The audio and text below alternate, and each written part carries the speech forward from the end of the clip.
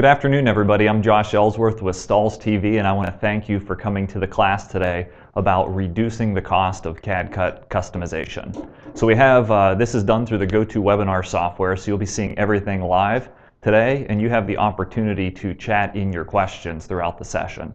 So if you see something you don't understand, or maybe have a follow-up question on a point that we'll illustrate today, feel free to chat it in. We have Jody that's handling the chat for us, and I'll stop at various points throughout the session to address any questions that are coming in. Also, we have Joe Kaczynski, who's our video production manager from STAHLS TV. Joe will help get close-up angles on everything we'll present today, so you can get a first-hand view from the comfort of your home or office space.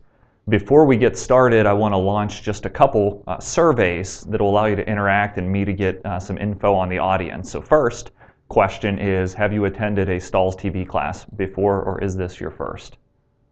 So I think it's worded as, is this your first STAHLS TV class? So please take a moment to answer that. We still have a lot of folks logging on, so go ahead and answer the survey question that's up. And a couple more seconds and then we'll close that off. And then if you can share the results with me, Jody. 45% yes, 55% no. Okay, so 45% are first-time viewers or have attended before, and 55% not, so that's good, a 50-50 split basically. And the next question, since we'll be talking a lot about vinyl cutters and saving on material, I'm curious, what device do you own? What type or brand of cutter? If you own multiple vinyl cutters, feel free to select more than one answer here. And we'll give you a couple seconds to complete that.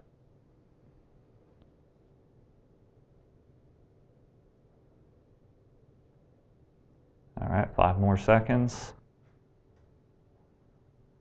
And then we'll close it off, and please share the results with the audience and with me.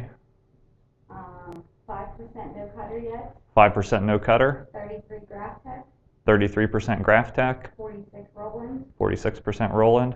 8% GCC. 8% GCC. And 23 other. 23% other. So great, we can close that poll off so they see the screen again. Good. We have today in our presentation the Roland GX24 device that we'll be spending some time with, and also the Graphtec CE6000.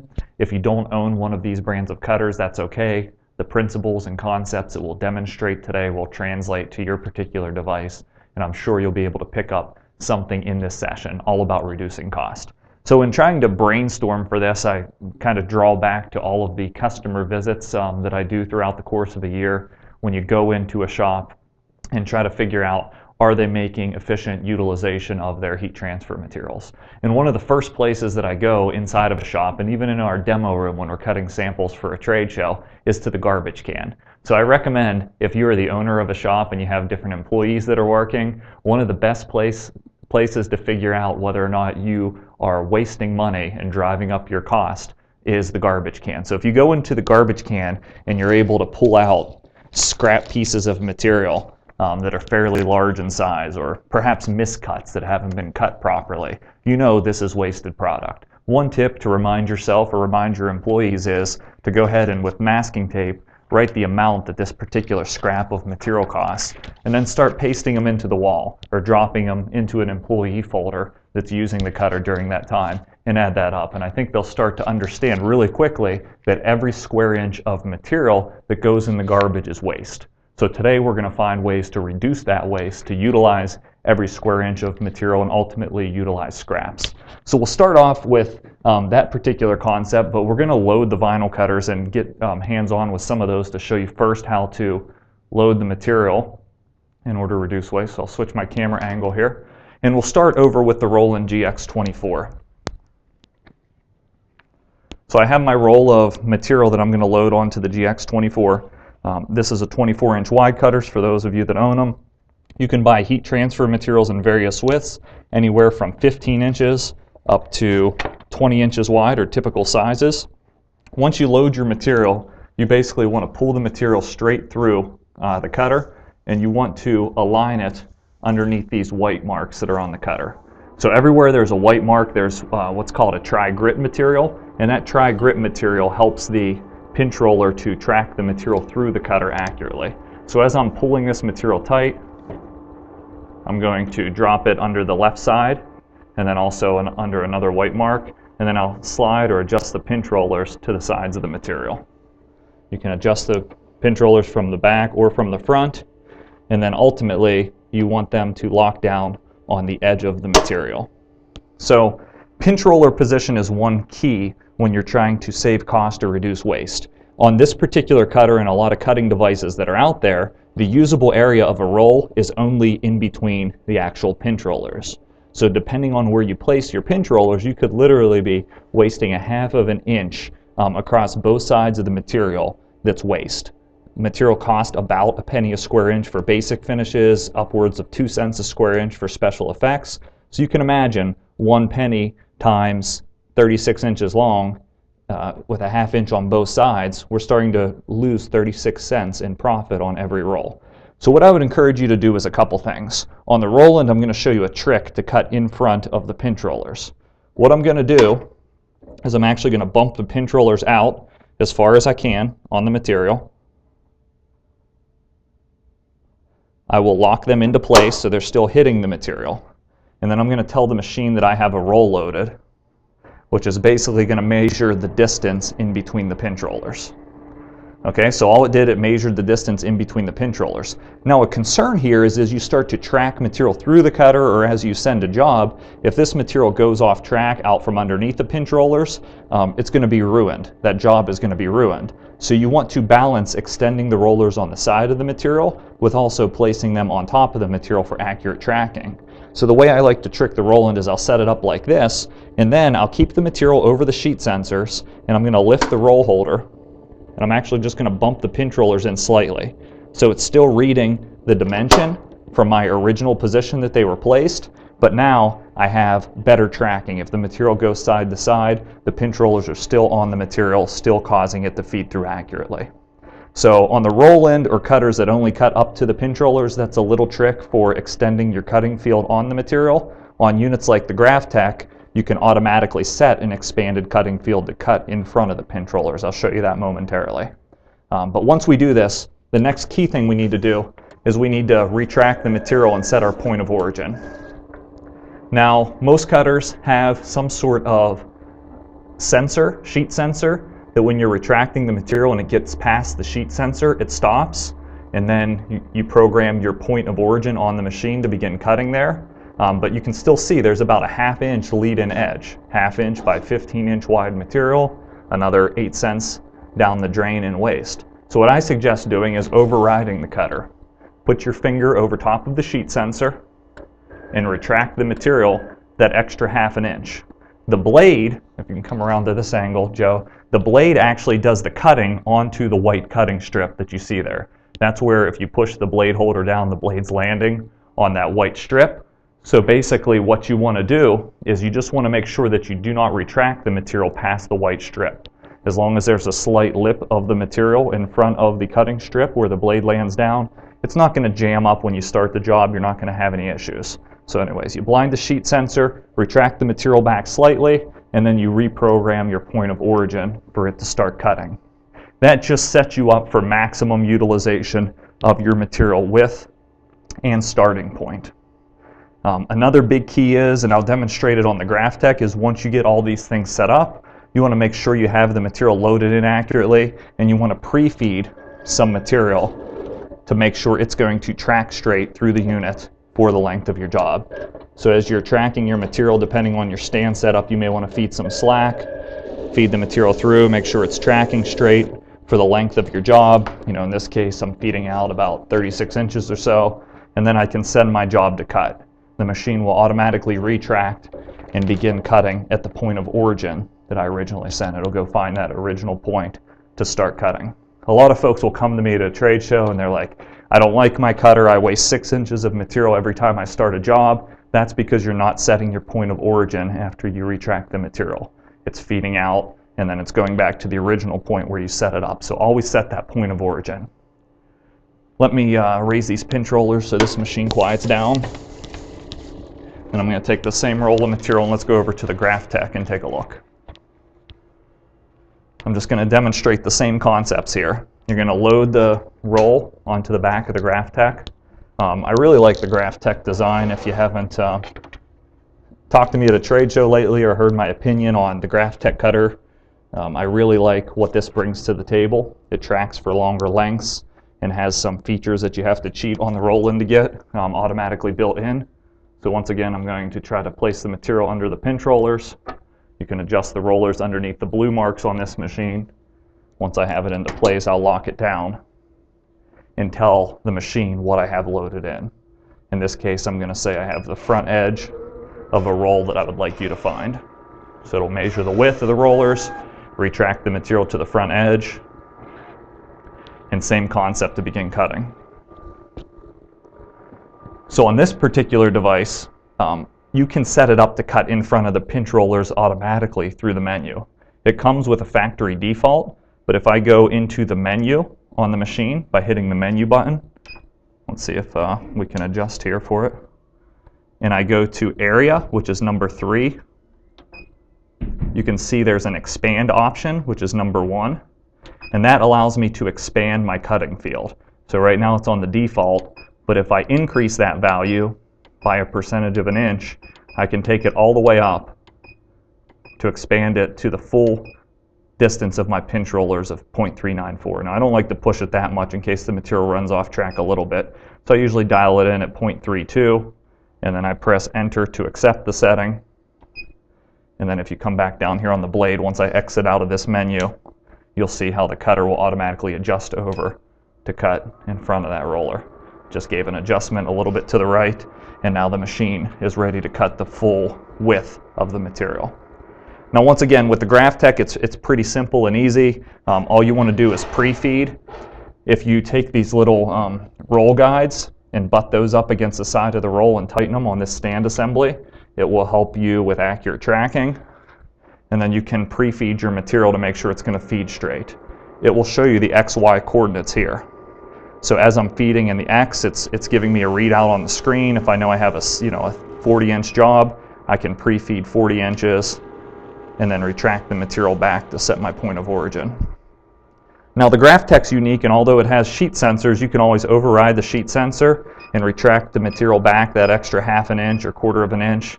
And then once again, same concept. I want to press and hold the point of origin until it flashes new origin point set. Now I'm ready to begin cutting. So that's a little bit with cutter setup of a roll. Expanding your cutting field by cutting in front of the pinch rollers, whether it's through the LCD display or by cheating the machine, and retracting your material that extra quarter inch to get a better base point starting point for your job. Once you have that complete, what I want to do is I want to take a quick readout of my cuttable area on the machine. So we're going to come over, and you can see when I'm holding the left or right arrow key on the Graphtec, it'll give me the Y coordinate of 14.535. So that's the actual available cutting field based on my setup. And the length doesn't mean anything since I programmed it for a roll. It's a basic indefinite length. So 0.53, I'll want to remember that number. And Joe's going to hang tight there. I'm going to come over to the computer and switch over to my computer screen to show you how I utilize that number in the software. So you should be seeing my screen now. I'm going to pull up what's called vector cut. And I'm going to have to minimize some things here. You guys can fly those back out for answering questions. Okay, so in vector cut, or whatever cut driver you're using to ultimately send to the cutter, you need to make sure that your sheet size matches that of what's in your cutter. So in this case, I can punch in the exact width that I want. Some software programs, if you're connected through a USB, will actually get that width from the machine automatically, especially if you're using the software that comes with the cutter. For instance, Roll and Cut Studio has a Get From Machine option under the cutting setup menu. But if you're using a third-party software like Vector Cut, you just type in the width, and then you'll see the blue page there represents my available space. At that point, when I take a job over to the cutter for my design software, I'm able to kind of nest it up according to my space. So in this case, I can make sure that this is all the way, I want to mirror it if I'm using heat transfer film, but I can auto origin it down to the bottom left corner. I want to make sure that none of the design is exceeding my sheet space by accident. I'll show you an example of that shortly, of where we actually made a mistake and it became a good sample for this. But you'll want to make your copies here. Now let's just say I only need a single initial E to put on the front of a shirt. If I needed multiples of these, obviously I'd start to make copies, rotate them, try to nest them up. But if I only need one, I want to give you another tip here. What you can do is you can create what's called a weed border around it in order to utilize your scrap. So what I'll do is I'll click the auto weed button. It automatically draws a box around the design. If you don't have a software like this, all you need to do is grab a square in the design process and put that around the outside parameters of your design. That's what's called a weed border in generic terms, and then that just gives you somewhere to start picking from. So the point here is you can make multiple copies. If this were a smaller design and I have the layout of the material, I can make multiple copies here right within the software. I can change the distance in between the copies to further save on material. In this case, I'm going to hit Control-Z. What I'm going to do is delete that weed border. And what I'd do is I'd make multiple copies first, and then perhaps draw the weed border around the same thing. Another tip to reducing on waste is consider your material size when you're creating virtual samples for the customer. So here's what I mean. If I know I use mainly 15-inch wide material and that cuttable width on my cutter is usually 14.5 inches, what I wouldn't go around doing is selling 7.5-inch wide designs. I would work really hard to sell 7.25-inch wide designs. It's a small design change, and it's going to allow you to get 2 up across the material when the customer orders. So rather than having a lot of waste where it's stacking designs on top of each other, you can fit 2 up across the material. So hopefully that makes sense. So I want to go back to the weed border concept. I'm going to minimize this and go back to Joe's camera angle, and we're going to come back to the actual table here, Joe. And he's working on getting back there, and let's go over and take a look at some actual stuff that has been cut and explain the weed border concept further. Now what I'm going to do is, as Jody's kind of flying out her menus to get the question box back open, you should be able to, let me help you out real quick. Make sure we can get the question box open so we can answer your questions.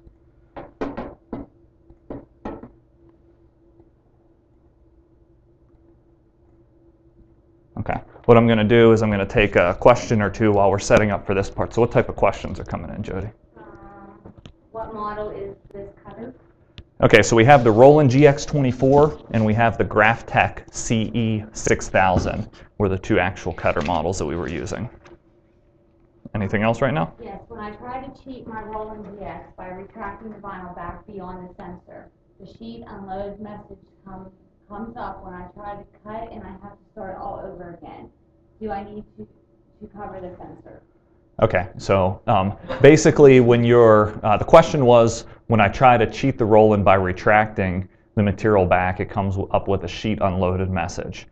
That message, the sheet unload message, doesn't come up because of the front sensor. The front sensor is simply there to measure when you're retracting material. What you're actually having an issue with is the back sensor on the cutter. Let me see, I don't know if we can get an angle on this, but there is a back sheet sensor here on the actual cutter as well. What I would recommend doing is, if your cutter's having issues with that, you may want to put a piece of masking tape over the back sheet sensor, and it will read that the sheet is loaded at all times.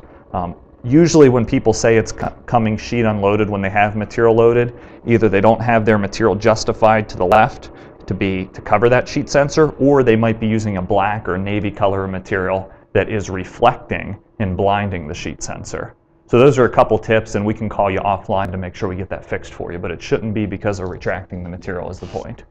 All right, one more question, go for it. What if you only wanted to make a weed border between the bottom 4 letters and the top one? What happens if you wanted to make a weed border between the bottom 4 letters and the top one? You would have to, on the E on the design screen, you would have to manually draw your weed border. If you select the auto weed border from Vector Cut, it puts it around the whole thing. What I would recommend doing is just grabbing the box tool from the left-hand panel and manually drawing your weed borders or your boxes around what you want. So let me show you, for those of you that don't know what a weed border is, let me show you some of the value in that. So I have two examples of things that have been pre-cut for us. And there's two lessons here I want to show you, one to reduce waste or better save scraps, and one to increase weeding efficiency. So we've cut the name Evergreen in here, and some of you may have seen this concept before this video. But when you're weeding materials, a lot of people don't pay any attention to what way they're weeding. So on this particular design, we've created it in such a way that we're showing you weeding into the cavities. So for instance, we're going into the E, not against the E. This is going to give us a lot more speed in weeding.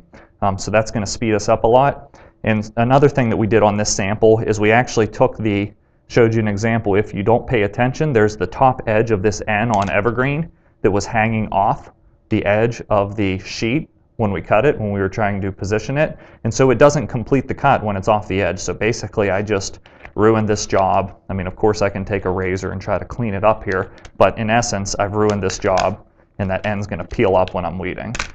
So you get the point. I just want to show you when you're weeding into the cavities, you see how nicely the details are coming out.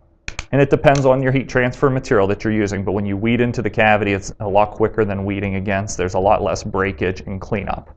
Now this is an example without a weed border. See this scrap piece of material? I could use that if I had a weed border or if I see it and cut it off, but a lot of times when you don't use those, a production worker will just weed this. And then all of a sudden, this goes in the trash, and we're talking about, a 4x4 inch design. So we're talking about, a quarter in material right here that goes into the trash or doesn't go into my scrap pile. I'm still suggesting, even with the scraps, that you calculate that into your cost. But the point is, with a weed border there, now all of a sudden when I weed my designs, and I put two weed borders on this one to show you, that's weeding into the text. This will be weeding against the text.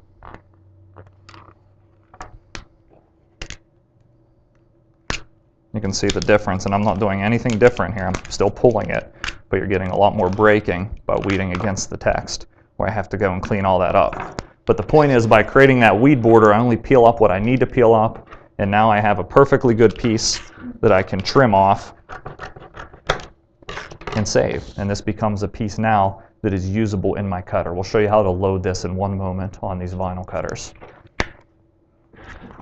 Okay, so another tip to increase production is limit your start and stop when you're weeding. It's not that bad here because I only have two cavities, but when you're weeding and you're using a tool such as the STAHLS Easy Weeder, which is a great tool for weeding, it looks like a dental pick, what I recommend is building up multiple interior pieces before you clean off the weeding tool into the trash can.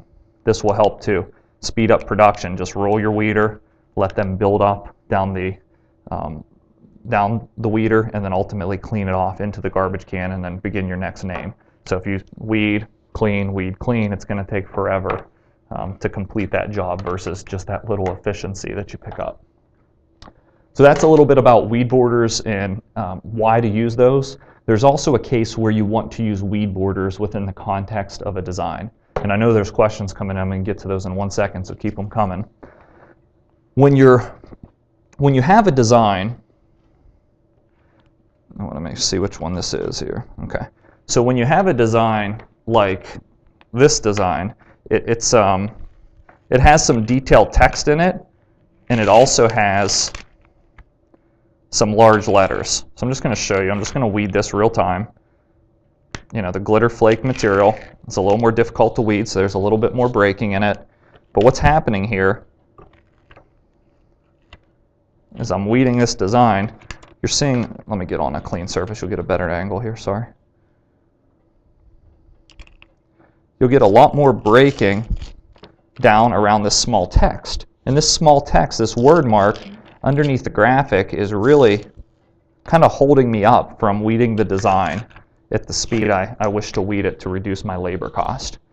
So what I recommend doing is you may want to use that weed border within the context of a design. So not only around the outside of the design, but maybe I want to put a weed border around that small text to make weeding easier. And this makes a big difference. You'll have to kind of start to understand designs in order to do this. Make sure I'm weeding from the same side here.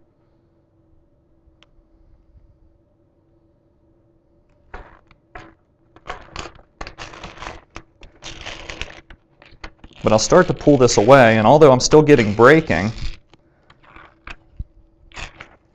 you'll see a much cleaner weeding experience, and this will even be magnified on regular heat transfer materials. So I'll pull all this excess away. There'll be a little bit of moderate cleanup here with the weeding tool.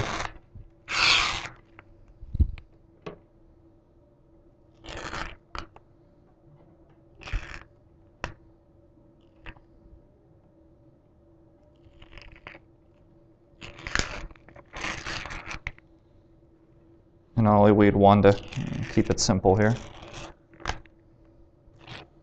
So weed one design, there's a little bit of cleanup and breaking here. But if you noticed, I've placed weed borders around the small text in both of my designs.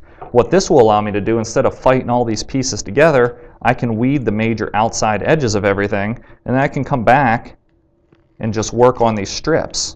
And if you weed right, if you have a motion where you're basically moving the material left and right to kind of get at the weed properly, now I'm experiencing very minimal breaking on this small text. And this is just, weeding is the most time-intensive part of the process. So you want to find ways to reduce weeding. This will help reduce your labor costs, and ultimately you'll be able to produce more jobs per hour this way, maximizing your labor. So by using weed borders in this context, it speeds up the time in which I can produce this job, and ultimately I'm going to produce more jobs per hour.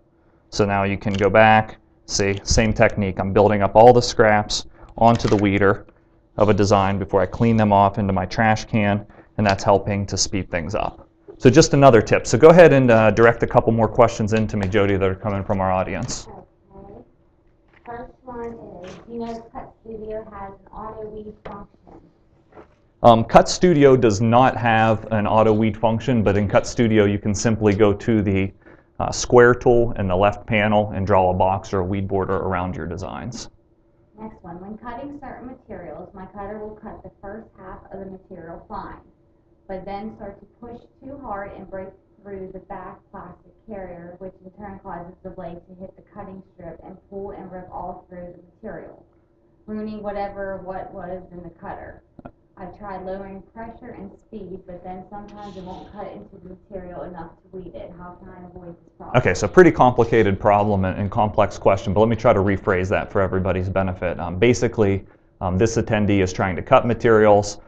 They'll be cutting a particular material, and on one half of the material, it's a great result. On the other half of the material, it's like it's cutting too deep or perhaps not cutting enough, but there's inconsistent cutting across the cutting field. And there's a couple things that can lead to this. Number one, it can actually be damage to the frame of your machine where the blade holder is seated lower on one half of the machine versus another. And this could happen by lifting the machine up by the top rod assembly instead of underneath the cutter. So never do that with your vinyl cutter. You don't want to damage it. Number two, if you don't think damage could have happened there, it could be some inconsistency with the way the cutting strip is laid down. So you may want to put in a new cutting strip and ultimately clean it out really good where the strip lays down. The strip is a replaceable part. If you're cutting too deep, it'll get grooves in it. It'll cause inconsistent cutting.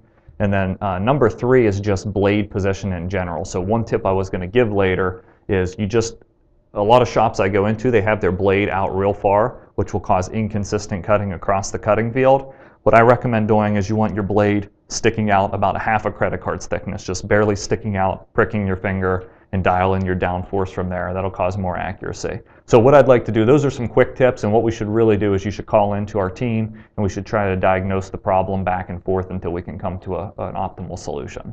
What other questions do we have? What is the smallest scrap you would keep? What is the smallest scrap you would keep? So let's go right to scraps now. Thanks for the segue there, and then I'll pick up some more questions. So let me just lay out a couple different scraps that we have here and give you some tips with cutting scraps. The smallest scrap you can keep is up to you. Number one is find a file system for keeping track of scraps. Otherwise, you'll end up with a big bin and you have no idea what's on the bottom. We have that problem in our office, unfortunately.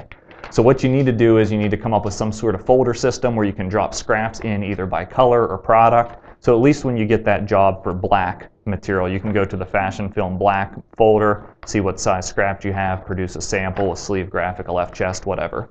Let me show you how to load these in, and then let me give you a couple tips for doing smaller scraps of material to address the question. So let's start with a basic scrap first. Loading scraps is really easy on this particular machine. All you need to do, same concept, you load your material in, you slide your pinch rollers to the edges of the material, locking them into place, and then basically instead of telling the machine you have a roll in it, we're just going to hit the down button and tell it we have a piece or a sheet.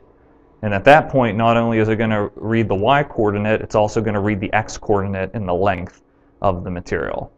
So the challenge with it reading the length is you can't do the cheat function here. You can't, once it reads the length and the width, there's no way to retract it and use the cheat function to get a bigger piece. Basically what it reads is what you get. So if we look on the screen, it's reading 9.3 inches by 2.7 inches in length. So that's what I'd want to go set up my program for to cut it. Now if for some reason I had a job that's 9.5 inches by, let's say, 3 inches, it's like, oh man, this scrap is almost big enough, but it's not big enough. Then you can start to get really creative with how you can accommodate scraps. What I mean is, number one is you can try to nudge the pinch rollers out farther like we discussed earlier, but I can actually create my own little cutting mat for laying this scrap onto. And we'll go over to the table. Let me show you how to do that. You want to buy some material. This is called Magic Mask. We sell it at STAHLS. There's a medium tack Magic Mask, and it comes in a roll, and it's useful for a couple things. One of them is creating a cutting mat. So what I did here is I took a piece of the mask material. It comes just like this in a roll. It has a white paper backing, and then the plastic, the sticky plastic, which is basically what's on the back of your CAD-CUT material. All I did on this is I took a razor blade and I lightly scored each side of just the paper carrier, not cutting down through the back. What that allows me to do, it allows me to use this as a cutting mat. I can remove this piece of paper carrier, making sure the outside edges still stay on so the rollers can feed, not on a sticky surface. And now I can take this scrap piece of material and utilize the whole piece. Just going to position that into place, making sure the adhesive side's up. If you don't get a completely flat surface, just peel it off and try it again. It's always good to fold from the center out. And now I've created a piece that I can now load into my vinyl cutter to accommodate that full piece of scrap. Now you'll have to do some manual work with measuring the distance of the scrap manually because the machine's not going to be able to read where that black piece is for you. But all I'm going to do is I'm going to move my pinch rollers to make sure they're falling on the white area of the material. Now I'm going to tell it I have a roll loaded since I'm going to do a manual point of origin. And then all I'm going to do is I'll use the keys to move the blade to exactly where I want it to be. So I'll retract the material here, making sure not only is this side, see this side's a little shorter, making sure that's extended past the pinch roller, and then I'll be able to press origin. Now when I manually navigate the distance on this machine, I'll get the exact dimension. So what I'll do is I'd measure it, I'd punch that size of the actual scrap in my computer, make sure you set the point of origin to the lower left, and now I've created a cutting mat where I can cut my whole piece and the machine will feed it back through easy, allowing me to cut all the way to the top edge.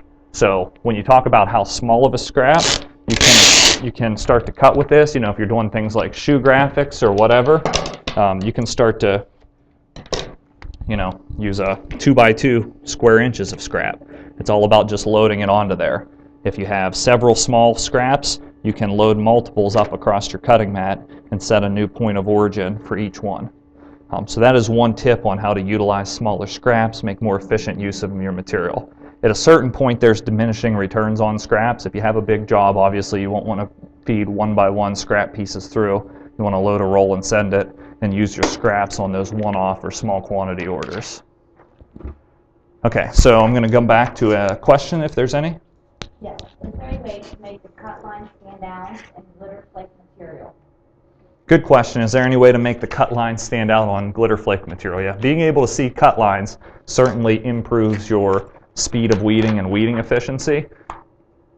I haven't personally tried this, and I don't know if this would fly in a production factory, but if you're operating from home, I've heard that taking glitter material that's been cut and placing it in a freezer actually helps the material just shrink up or move slightly and expose the cut lines a little more at the edge. The other logical tip is if you're able to kind of bend it as you're weeding it, it's really easy to see the cut lines when you're bending it, and this material's not really sensitive, so you can kind of bend it, get a look at the cut line, and it's thick enough to where you can just peel pieces off as you're weeding. But other than that, I don't have any magical tips for seeing the cut line on the glitter flake.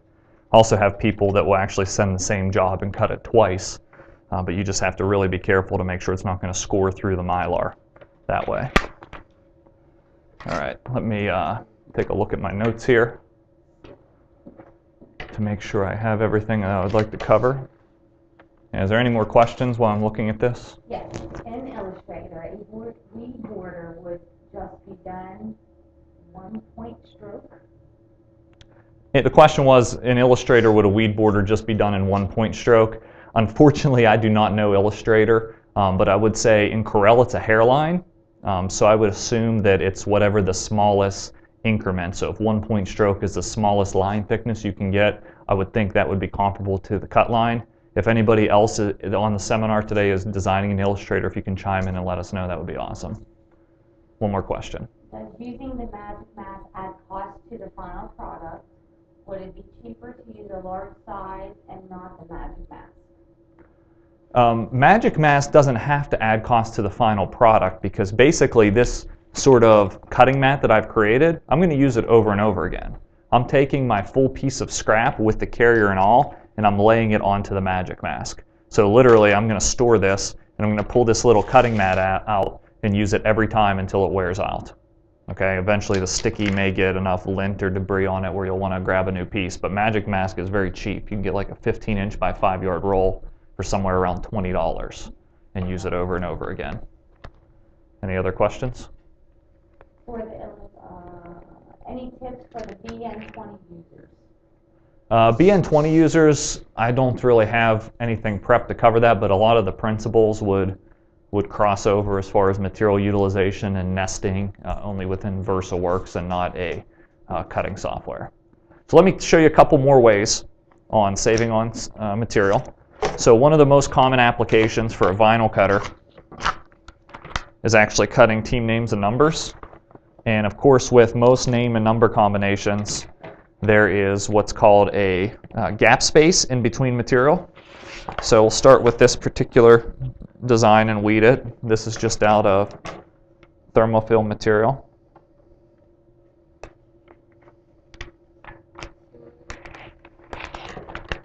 So thermofilms are #1 seller for athletic applications, names and numbers.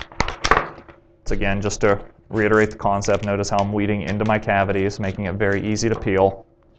I use the weed border around the design, so then I can trim this piece off and save the scrap if I like. That's kind of pushing it as far as like scrap spacing. But if you look at this, you know, this is awesome. It's perfectly ready to go. It's pre-spaced, and it's ready to heat press, assuming I trim this edge off of it. While you're trimming, you want to make sure you don't leave any little slivers of material on there. That can ruin a garment and drive up cost. But this is ready to go. So there's one problem with this type of graphic. What I did is I designed this with a 2-inch gap space because that's what my jersey called for. And if you look at this 2-inch gap space in between the name and the number, that's 2 inches by, say, 12 inches wide. 24 square inches of material. There's another quarter I've wasted. So what I'd recommend doing is some shops will actually nest the name and the number. So what they'll do is you can either cut all the numbers separate or you can cut the names with the number. And on this particular one, let me weed that same combination to show you how we've set it up.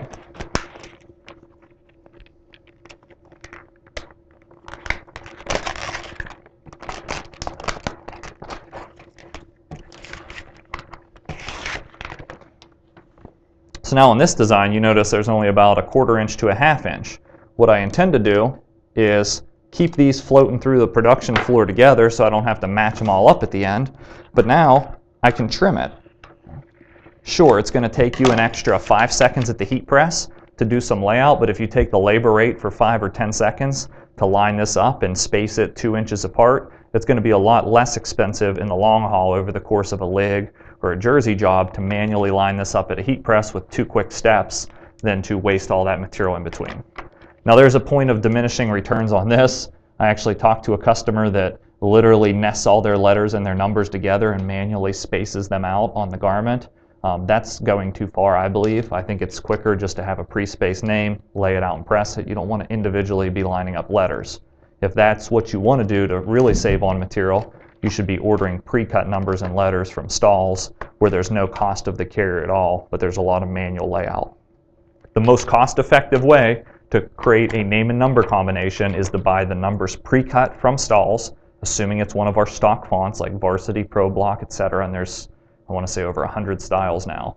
Buy the numbers pre-cut and cut your own names, because you can nest up a lot of 2-inch names across the width of the material and really limit the waste factor. Okay, so that's a quick lesson just on names and numbers. And let me finish prepping the rest of this design.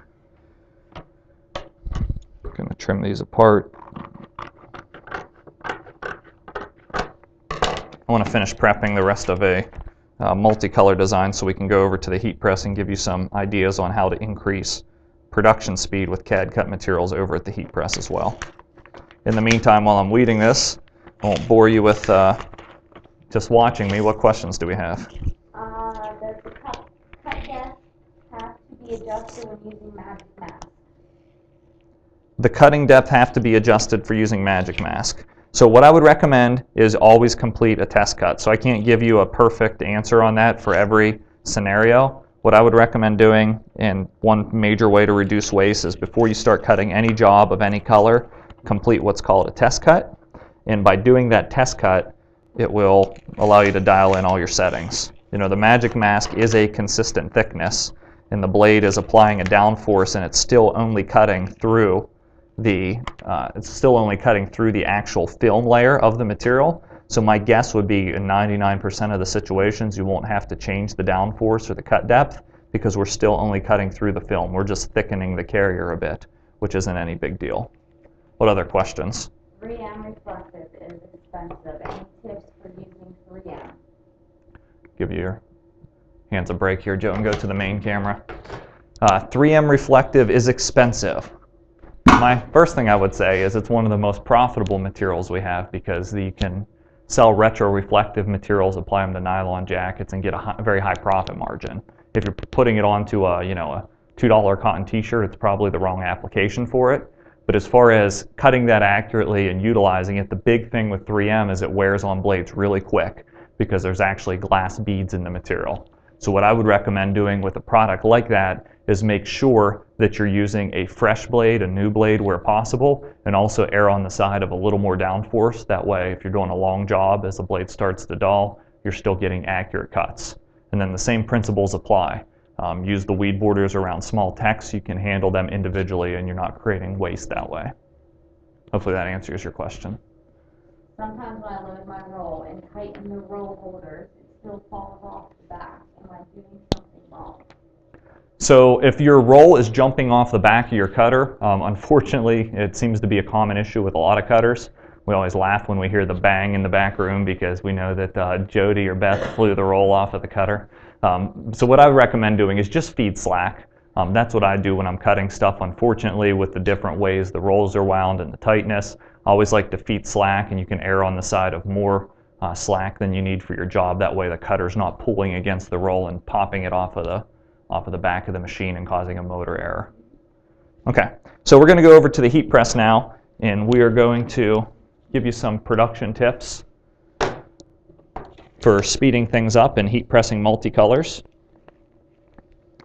And for this particular job, we're going to heat press just a t-shirt here. The number one tip to reduce costs with CAD-CUT customization, if you're heat pressing fronts and backs, or even just fronts, get one of these covers for your heat press. This is called a quick slip pad protector. It's like an ironing board cover that has a slick finish to it. Load this over the heat press size you have, and it's going to make it extremely easy to be able to split garments and load them, slide them around on the press to get them loaded properly.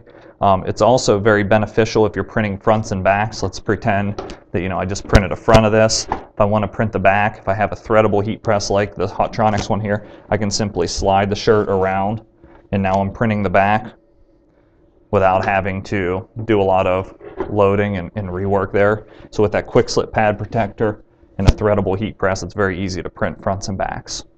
So what I'm going to do now is I'm going to adjust the settings of my heat press for the application that I'm about to do, which is a 2-color glitter flake design. What I'm going to start with is a preheat to remove the moisture and wrinkles. So I just preheat for a couple seconds. Open up the press. That gets me a nice flat working area.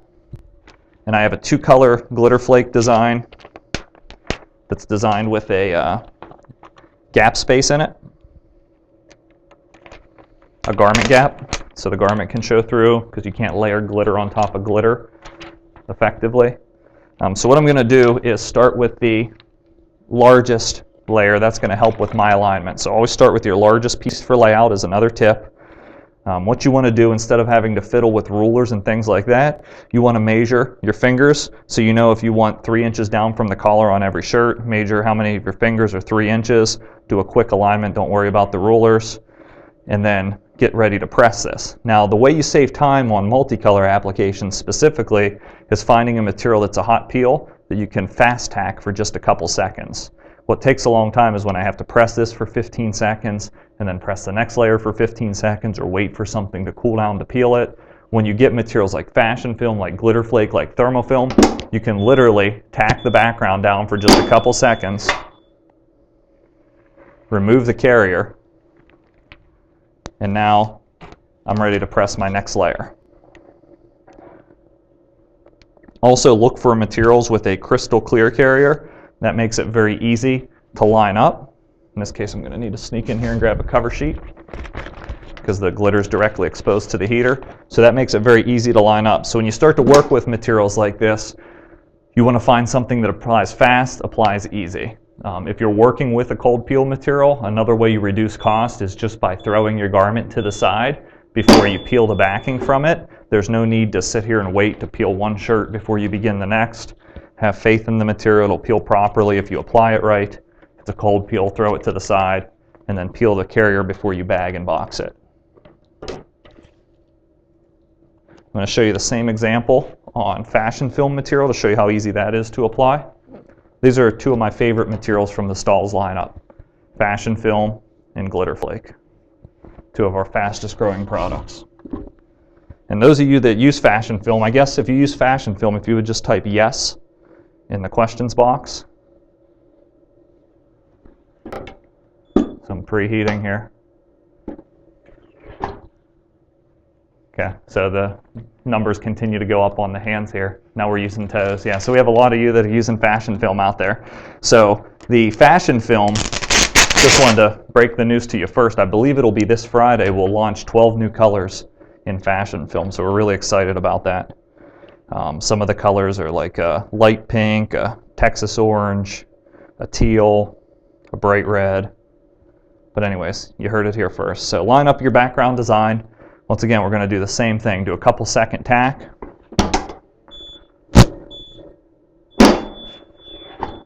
Peel the background.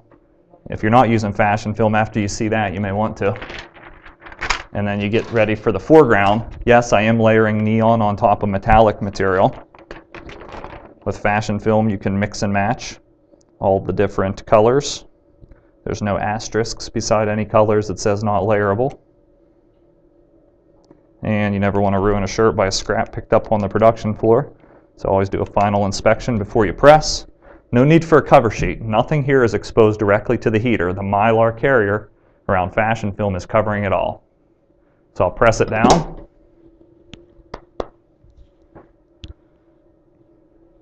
Let it count down to 0.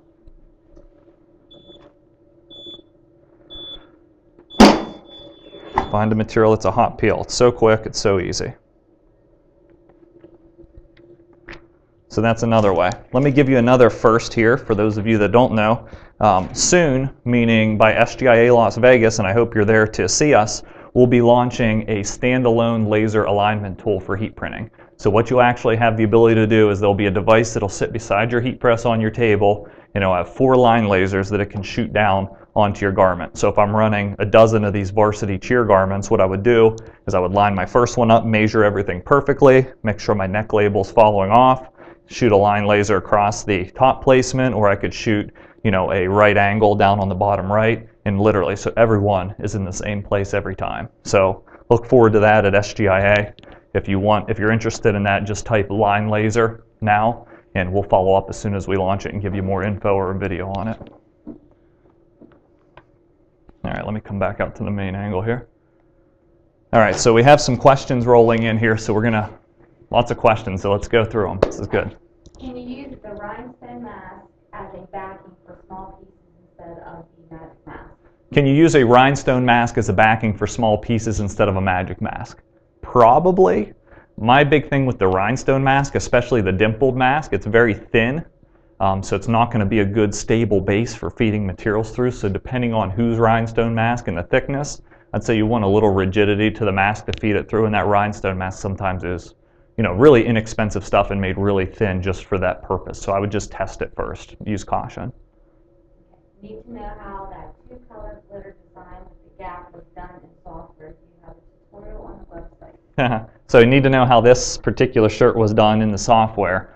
So if you've attended a STAHLS TV session before, hopefully you've attended the one Making CAD Works Live work for you. In that session, it's 2 hours. We go through laying out all these types of graphics and give you art tips. So what you can do, we'll have one launching at the beginning of November, where we'll do another one, and you can sign up under the STAHLS events page where you found info for this particular session. And soon we're launching a whole series of CADWorks tutorial videos, but I can't say too much more about when those will be, but look forward to that November 1st. All right. If a film is a cold peel, do you have to wait a while after doing a quick tack? If a material is a cold peel, do you have to wait a while after doing a quick tack? So the production tip I would give for that, if your background is a cold peel, try to source a different material. But if you can't, what I would recommend doing is one of 2 things. If you're using an air-operated press, run an extra air line near the press, and after you press your background layer, just blow it with air real quick to cool it down. If you're not running an air-operated press, keep a cookie sheet or something beside the press, a metal that'll stay cool, and grab that cookie sheet, lay it on top to pull the heat out, and then peel it. But yeah, it definitely has to cool down before you peel it. So find ways to cool it down quicker without taking the shirt off the press. Good. Is fashion film better for t-shirts and Premium Plus? Is fashion film better for t-shirts than Premium Plus? I guess that's in the eye of the beholder. What I will say is fashion film has a stickier backing than Premium Plus.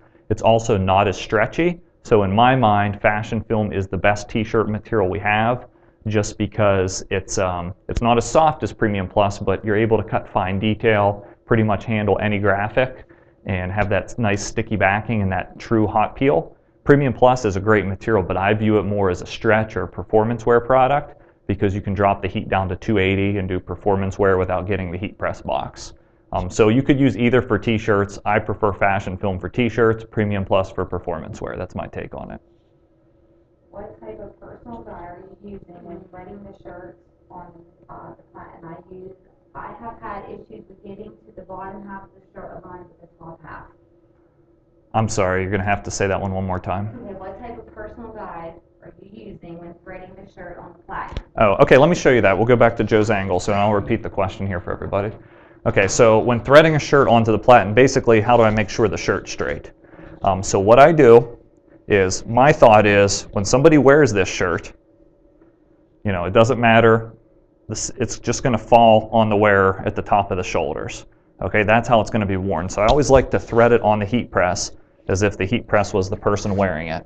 So what I'll do is I'll load it, and I'm going to push the shirt all the way up till it's landing at the top shoulders. Usually this coincides with the seam structure, but every garment isn't cut and sewn perfectly. So I just pull it all the way down to pull it flush.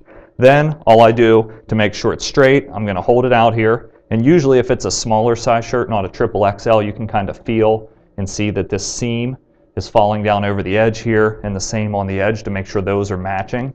Okay, and then you can kind of just grab the shirt, top shoulder on both sides, and you're just going to pull it back evenly to make sure the collar falls off of the pressing area. That gives me a straight parallel pressing surface on the shirt.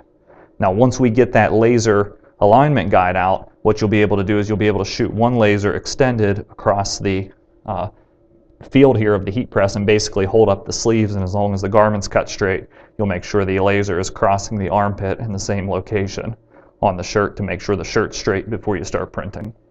So hopefully that answers your question. All right, what else do we got, Jody? There's low, medium, and high tack masks. Which do you suggest for using for scraps? We use mostly fashion film and 3M reflective materials. Yeah, we have 3 tack levels of mask: low tack, medium tack, and high tack. The medium tack is our most popular. I recommend starting there. I think that'll hold all the materials. You're sticking the Mylar against the mask, so it's going to hold them all consistently with the medium tack and hold them into place.